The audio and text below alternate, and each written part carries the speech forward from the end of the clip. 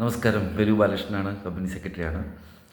ഇന്ന് നമ്മൾ സംസാരിക്കാൻ പോകുന്ന ടോപ്പിക്ക് കുറേ കുട്ടികൾ ചോദിച്ചൊരു പുതിയ ആൾക്കാർ ചോദിച്ച ഒരു ടോപ്പിക്കാണ് വിജിൽ മെക്കാനിസത്തിനെ കുറിച്ചൊരു വീഡിയോ എടുക്കാൻ പോകുന്നത്.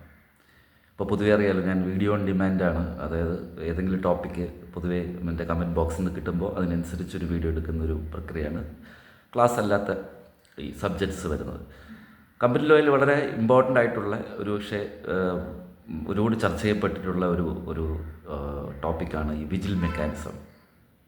2013 കമ്പനീസ് ആക്ടിൽ ആണ് ഈ വിജിൽ മെക്കാനിസം കൊണ്ടുവന്നത്.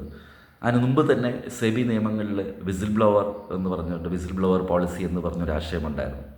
അതായത് തെറ്റ് ചെയ്യുന്ന ആൾക്കാരെ ചൂണ്ടിക്കാണിക്കുന്നതിനെയാണ് നമ്മൾ, അല്ലെങ്കിൽ അലർട്ട് ചെയ്യുന്നതാണ്, ഇതിനെ സിസ്റ്റത്തിന് അലർട്ട് ചെയ്യുന്നതിനെയാണ് നമ്മൾ വിസിൽ ബ്ലോവർ എന്ന് പറയുന്നത്.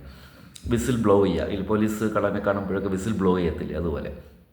അപ്പോൾ ഒരു കമ്പനിയിൽ തെറ്റ് നടക്കുമ്പോൾ അതിനെ ചൂണ്ടിക്കാണിക്കുന്ന, അലർട്ട് ചെയ്യുന്ന ഒരു സംവിധാനമായിരുന്നു. അത് പഴയ സെബി നിയമത്തിലും അതിനെക്കുറിച്ച് പരാമർശം ഉണ്ടായിരുന്നു. പുതിയ കമ്പനീസ് ആക്ട്, അതായത് കമ്പനീസ് ആക്ട് 2013 വന്നപ്പോൾ അതേ വിസിൽ ബ്ലോവർ എന്ന് പറയുന്ന ആശയത്തിന് വിജിൽ മെക്കാനിസം എന്നൊരു കോൺസെപ്റ്റ് കൊണ്ടുവന്നു. ഓഡിറ്റ് കമ്മിറ്റിയുടെ സെക്ഷനായ 177 എന്ന സെക്ഷൻ്റെ അകത്താണ് വിജിൽ മെക്കാനിസം പാർക്ക് ചെയ്തിരിക്കുന്നത്. ഇപ്പോൾ ചിലർ ചോദിക്കും, എവിടെയാണ് വിജിൽ മെക്കാനിസം കമ്പനീസ് ആക്ടിലുള്ളത്? അത് 177 177 സബ്സെക്ഷൻ 9 സബ്സെക്ഷൻ 10 കമ്പനീസ് ആക്ടിൽ വിജിൽ മെക്കാനിസത്തിനെ കുറിച്ച് സൂചിപ്പിച്ചിട്ടുള്ളത്. അപ്പോൾ എന്താണ് വിജിൽ മെക്കാനിസം?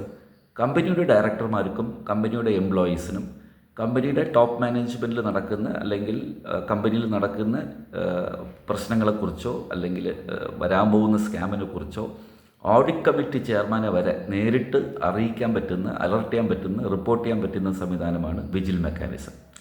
അപ്പോൾ ഡയറക്ടർമാർക്ക് എംപ്ലോയീസിനുമുള്ള പരാതികൾ, അവരുടെ ഗ്രിവൻസസ്, പരാതികൾ ടോപ്പ് മാനേജ്മെൻറ്റ് വരെ, അതായത് ഓഡിറ്റ് കമ്മിറ്റിയുടെ ചെയർമാനെ വരെ അറിയിക്കാൻ പറ്റുന്ന ഒരു മെക്കാനിസം, ഇതിനെയാണ് നമ്മൾ വിജിൽ മെക്കാനിസം. വിജിൽ എന്ന് വെച്ച് കഴിഞ്ഞാൽ അലർട്ടാവുക എന്നുള്ള.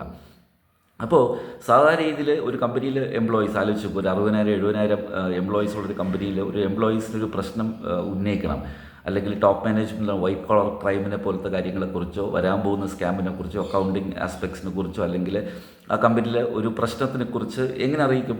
അദ്ദേഹത്തിൻ്റെ ബോസിനെ അറിയിക്കേണ്ടി വരും, അല്ലേ? അത് അറിയിച്ചു കഴിഞ്ഞാൽ അത് സാധാ ഗ്രിവൻസ് മെക്കാനിസം ആവും. അപ്പോൾ കമ്പനി ലോയിൽ അതിന് പ്രത്യേക ഒരു മെക്കാനിസമുണ്ട്, അതാണ് വിജിൽ മെക്കാനിസം.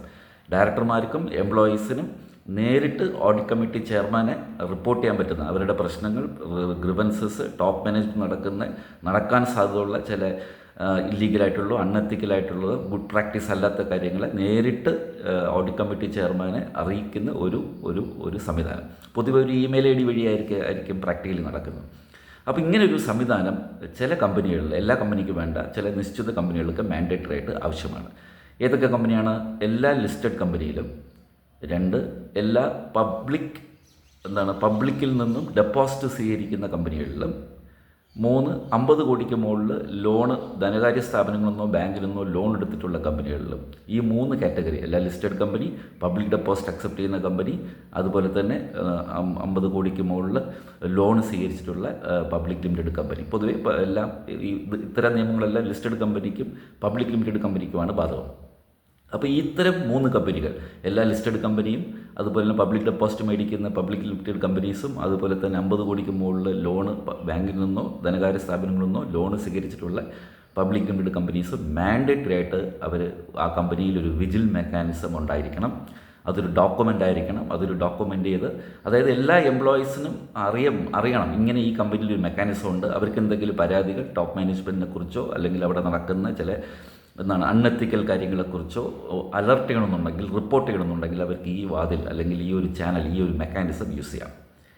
അപ്പോൾ നിങ്ങൾ ആലോചിക്കും, ഇങ്ങനെ പരാതി കൊടുത്തു കഴിഞ്ഞാൽ ബുദ്ധിമുട്ടല്ലേ, നമ്മളെന്തെങ്കിലും ചെയ്യത്തില്ലേ? അല്ലേ? ഇപ്പോൾ ഞാനൊരു എംപ്ലോയിയാണ്, ഞാൻ ടോപ്പ് മാനേജ്മെൻറ്റിലെ ഒരു ആളെക്കുറിച്ച്, അല്ലെങ്കിൽ അവിടെ നടക്കുന്ന ഒരു അക്കൗണ്ടിങ് സ്കാമോ, അല്ലെങ്കിൽ വരാൻ പോകുന്ന എന്തെങ്കിലും ഒരു ഇല്ലീഗൽ ഇഷ്യൂസിനെ കുറിച്ച് ഞാൻ പരാതി കൊടുത്താൽ എന്നെ എന്തെങ്കിലും ചെയ്യത്തില്ലേ?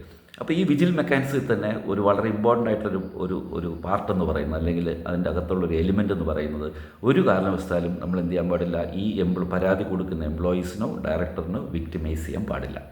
അവരെ വിക്ടിമൈസ് ചെയ്യൂല എന്ന രീതിയിൽ തന്നെയാണ് ആ വിജിൽ മെക്കാനിസം ഉണ്ടാക്കിയിരിക്കുന്നത്. അത്രത്തോളം കോൺഫിഡൻഷ്യലായിട്ടും അവർക്കൊരു കേടുപാടുകൾ ഉണ്ടാവാത്ത രീതിയിൽ ഈ വിജിൽ മെക്കാനിസം വർക്ക് ചെയ്യത്തുള്ളൂ എന്ന് വിജിൽ മെക്കാനിസത്തിൽ തന്നെ, അതിൻ്റെ അകത്ത് ആ പോളിസിയിൽ തന്നെ അതുണ്ടായിരിക്കണം. പിന്നെ ഒരു ആശയം എന്ന് വെച്ചാൽ ഒരുപക്ഷെ ലോ മേക്കറിനുണ്ടായ ഒരു ബുദ്ധിമുട്ട് എന്ന് വെച്ചാൽ ഇത് മിസ്യൂസ് ചെയ്യപ്പെടും അല്ലേ. കാരണം ആരെക്കുറിച്ച് ഇപ്പോൾ പ്രൊമോഷൻ കിട്ടിയില്ല, വേണമെങ്കിൽ ആരെങ്കിലും ടോപ്പ് മാനേജ്മെൻറ്റ് ആരെയും കുറിച്ച് പരാതി കൊടുക്കാം, അല്ലെങ്കിൽ നമ്മൾ ആരെങ്കിലും വ്യക്തി വൈരാഗ്യം കൊണ്ട് നമുക്ക് വേണമെന്നുണ്ടെങ്കിൽ അവരെ ക്രൂശിക്കാം. അപ്പോൾ ഇങ്ങനെ റിപ്പീറ്റഡ് ആയിട്ട് ഫ്രിവളസ് എന്ന് വെച്ചാൽ എന്താണ്, മീനിങ്ലെസ് ആയിട്ടുള്ള പരാതികൾ ഏതെങ്കിലും എംപ്ലോയിയോ ഡയറക്ടറോ വിജിൽ മെക്കാനിസത്തിന് മിസ്യൂസ് ചെയ്തുകൊണ്ട് ഇങ്ങനെ ഈ ഓഡിറ്റ് കമ്മിറ്റി ചെയർമാൻ വരെ പരാതി കൊടുക്കുകയാണെന്നുണ്ടെങ്കിൽ റിപ്പീറ്റായിട്ട് അങ്ങനെ തെറ്റിദ്ധരിപ്പിക്കുന്ന രീതിയിലോ ഫ്രിവളസ് ആയിട്ടുള്ളതോ മീനിങ്ലെസ് ആയിട്ടുള്ള പരാതി കൊടുക്കുകയാണെങ്കിൽ അവർക്ക് അഗൻസ്റ്റായിട്ട് ആക്ഷൻ എടുക്കും.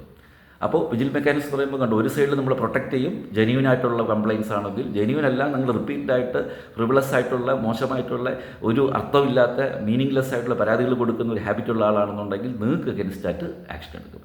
അങ്ങനെ എല്ലാ അർത്ഥത്തിലും ഒരു കോർപ്പറേറ്റ് ഗവർണൻസ് എന്ന് പറയത്തില്ല, ഒരു കമ്പനിയിലെ ബെസ്റ്റ് പ്രാക്ടീസസിന് ഏറ്റവും കൂടുതൽ കോൺട്രിബ്യൂട്ട് ചെയ്യുന്ന ഒരു ആശയമാണ് പഴയ പേരിൽ അറിയപ്പെടുന്ന വിസിൽ ബ്ലോവർ പോളിസി എന്ന് പറയുന്നത്, പുതിയ പേരിൽ അറിയപ്പെടുന്ന വിജിൽ മെക്കാനിസം എന്ന് പറയുന്നത്.